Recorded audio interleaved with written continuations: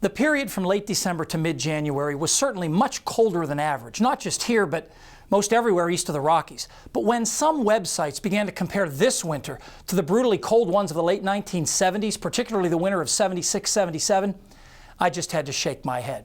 Now let's do the comparison using temperatures in State College, which are representative of the rest of the state. Now the red line is the average daily temperature this winter.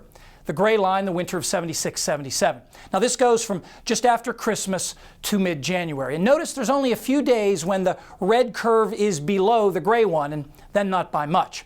The lowest average daily temperature so far this winter is 16 degrees on 2 days. But there were 10 days during this period in the winter of 76-77 that were colder than that. Now here's the rest of January 1977 compared to this month so far. Of course, the chill has relaxed the last 10 days or so, but that most certainly didn't happen in 1977 when the cold was very persistent. Also look at the magnitude of the chill. The highest average daily temperature in January 1977 was just 26. And look at this day, that's January 18th, 1977. Mean temperature -6, the high that day was -1. One of only 5 days in 115 years of data when temperatures stayed below zero all day in State College.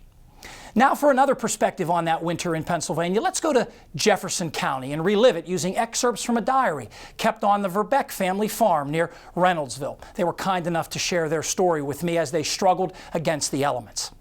January 19th, prolonged cold is freezing all rivers and lakes, making the shipment of oil, gas, and salt very hard.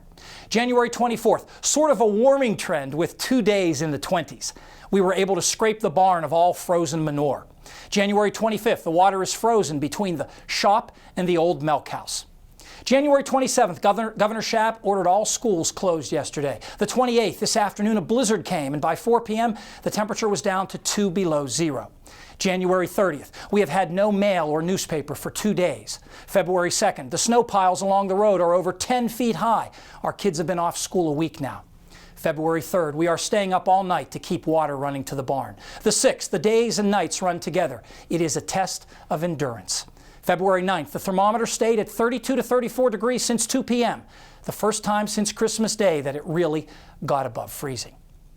Now let me finish by comparing the chill that winter to this winter across the country. Now here's the average cold anomaly this winter from just after Christmas through yesterday. Now there's a bullseye of anomalous chill in the southeast, more than 9 degrees colder than average in parts of Georgia and Florida, but most of Pennsylvania is actually pretty close to average. Now here's the cold anomaly for the same time in the winter of 76-77. A huge area centered on the Ohio Valley, more than 9 degrees below average for that 30-day period, and nearly everywhere east of the Rockies was at least 6 degrees colder than average. Now that is deep, widespread, persistent chill.